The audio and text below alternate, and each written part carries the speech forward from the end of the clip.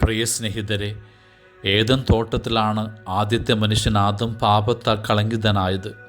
ആ പാപത്തിൻ്റെ കറയെ തൻ്റെ തിരക്തത്താൽ കഴുകിക്കളയുവാൻ ക്രിസ്തു കടന്നു വരുന്ന മറ്റൊരു തോട്ടമുണ്ട്, ഗെത്സമനി.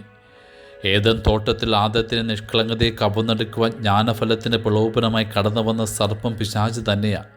ഗെത്സമനിയിലും ദൈവത്തിൻ്റെ നിയോഗ പദ്ധതിയിൽ നിന്നും ക്രിസ്തുവിനെ പിന്തിരിയിക്കുവാൻ പ്രലോഭകനായവൻ വരുന്നുണ്ട്.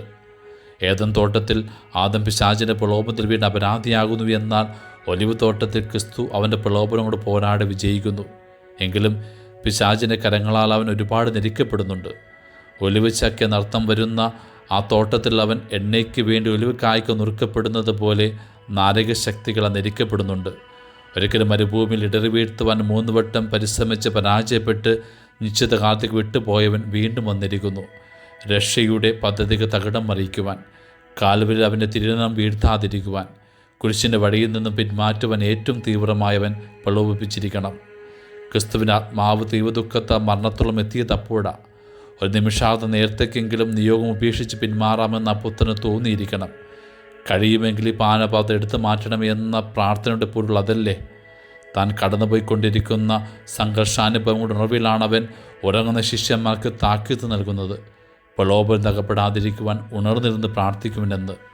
ദുഷ്ടാത്മാവിൻ്റെ പ്രലോഭനമേറ്റ് വല്ലാതെ തളർന്നു പോയതുകൊണ്ടായിരിക്കണം അവനെ ശക്തിപ്പെടുത്തുവാൻ സ്വർഗ്ഗത്തിൽ നിന്നൊരു ദൂതൻ പ്രത്യക്ഷപ്പെട്ടതെന്ന് ലൂക്കാസ് വിശേഷങ്ങൾ ഓർമ്മിപ്പിക്കുന്നത്. തളർന്നുവെങ്കിലും വീണു പോയില്ലവൻ. ആത്മാവ് സന്നദ്ധമെങ്കിലും ശരീരം ബലഹീനമാക്കുന്നവൻ്റെ പ്രലോഭനത്തെ അതിജീവിച്ച് ദൈവപിതാവിൻ്റെ ഇഷ്ടങ്ങൾക്ക് അവൻ കീഴടങ്ങുന്നു. പ്രലോഭനങ്ങളുടെ തോട്ടത്തിലാണ് നമ്മളും വസിക്കുന്നത്.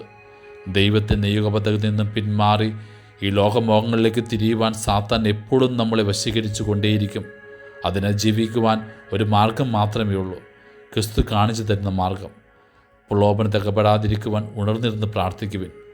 പ്രാർത്ഥിക്കാൻ കഴിയാതെ ശിഷ്യം ഇറങ്ങിപ്പോയത് കൊണ്ട് അനിവാര്യമായ നേരത്ത് അവർക്ക് വിശ്വസ്തരാകാൻ കഴിയാതെ പോയത്, വീണുപോയത്.